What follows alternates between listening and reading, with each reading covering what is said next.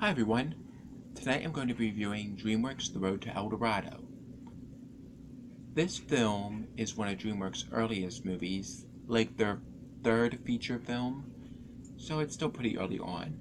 And as many of you in the animation fandom do know, DreamWorks was founded primarily to be spiteful to Disney because Katzenberg left over creative differences and there was a lot of animosity there. Excuse me. Their first film, Ants, was released on purpose to be around the time of A Bug's Life and to come out a month earlier. And that led to a steady rivalry between them that still goes on today.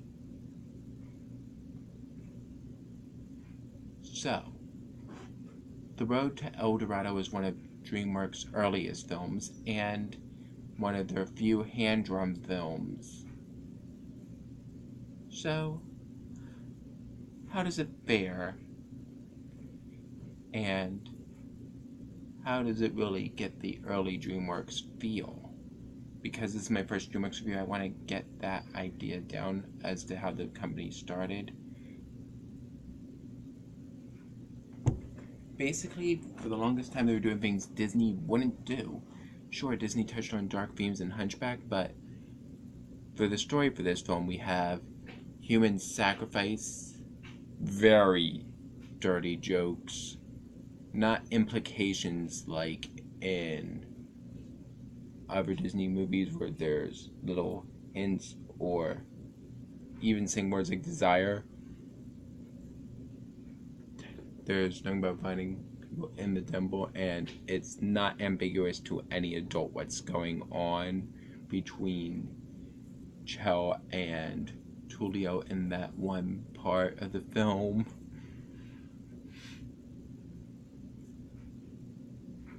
So, that definitely makes it a very adult film with its jokes, humor, and makes it stand out. It's not exactly over kids' heads, well, it is, but not like Shrek or a Pixar movie might be.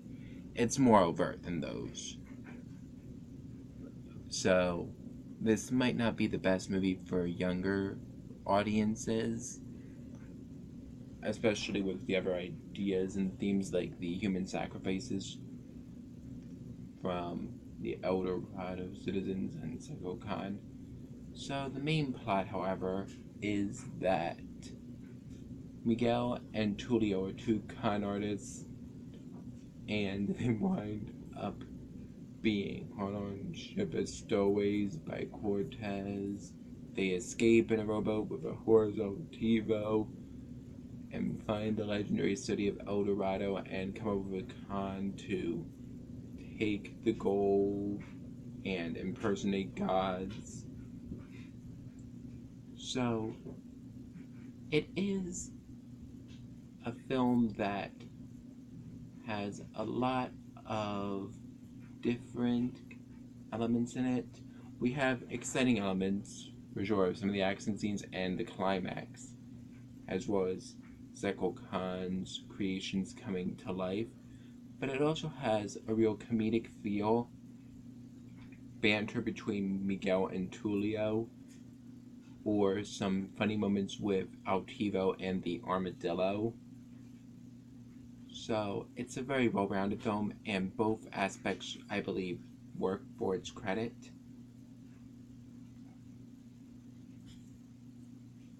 And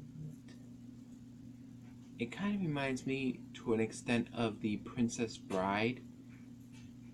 Not in storyline, but in the way it decides to touchstone, like, jocular, but not using it as a way to take away from the excitement or danger, or feeling that because it's a comedy, it can't be an adventure, or if it's an adventure, it can't be a comedy. Movies that try to do both really do impress me, and I think it was done reasonably well here. Sure, there's a liar reveal twist which a lot of people might not like. I know plenty of people don't care for that, but the charm is seeing them try to pull it off. And sure, while we have seen that kind of storyline before, it's still done well here. And since there's only so many types of stories there are, really, it's all about execution for any movie, and here it's executed pretty well. The animation is really nice. The human characters look very realistic, and some of the creations and mythical elements look so threatening and out of this world. The beginning opening number has like a tapestry like feel with animation that would look like the frames that they could move. And it also knows when to be comedic with the animals, like Altivo, the armadillo, who I forget if he has a name. But there it can be more cartoonish.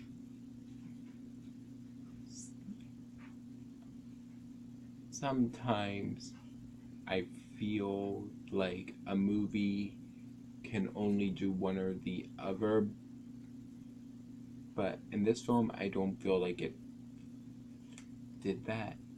It kept both of its elements, since we have the mature storyline with the humans, but then the animals fit in with the comedic tone, so it all meshes well together.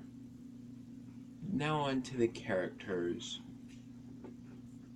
Miguel is the more irresponsible of the two con men and gets more wrapped up in El Dorado and loves the idea of being a god, while Tulio is the more level-headed one, wants to get the gold and go, but also starts to have feelings for Chell.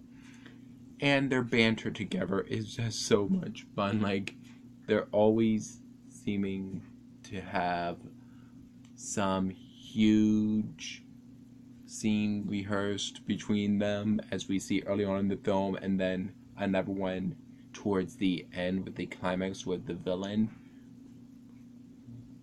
And just their fights and how it's obviously staged, but it's just so charismatic. A lot of people ship the two, and allegedly they were just going to be a couple, but then the DreamWorks executives weren't so crazy about that idea. It was 2000. Make a remake and do it.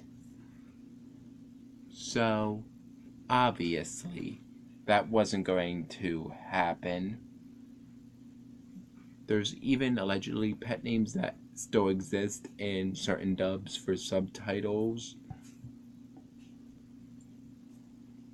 And it's just so nice there to see Anjabet somehow is more popular than the actual ship for the movie with Tulio and Chell. Now, Chell is a great character too. She can see through their whole ploy, and she's clearly smarter than anyone else in El Dorado. But she still willingly goes with it to get what she wants, namely the gold. And she winds up falling for Julio and joining up with them at the end. Yes, so while the love subplot might not be needed, because obviously I still really wish we could have had that ship, Cho is still a great character. I'm not going to blame her for that. Altivo is a funny horse character. He does bring some good moments of comedy, but there's not much to say because we've seen funny horses in pretty much every animated film that has a horse in them. All the way back with Sleeping Beauty and Samson, we've seen funny horses. And now on to our villain, Sekko Khan. He's one of the type of villains that has a sense of what he's doing is right, and it's good because to an extent he can bring up a point that, while completely misguided, has a grain of truth to it, saying the corruption of people, which always will be there, obviously, but not seeing it within himself, similar to another Disney villain that I'm going to get to in that particular review of that film. Spoiler alert. Everyone knows what it is by that clue. But back to Sekko Khan. And the other problem is, he can manipulate anyone, even those he at least believes are more powerful than him, like the gods. And he has no qualms with killing his own henchmen for his gain, saying that it needs more body. He gleefully sacrifices to the gods, almost ruling by fear instead of just adhering to his religion and seemingly enjoying it. So it makes him a very threatening villain. So, now on to the songs. These were written by Hans Zimmer and Elton John, who also did work for The Lion King, so you know there's going to be some really great ones here.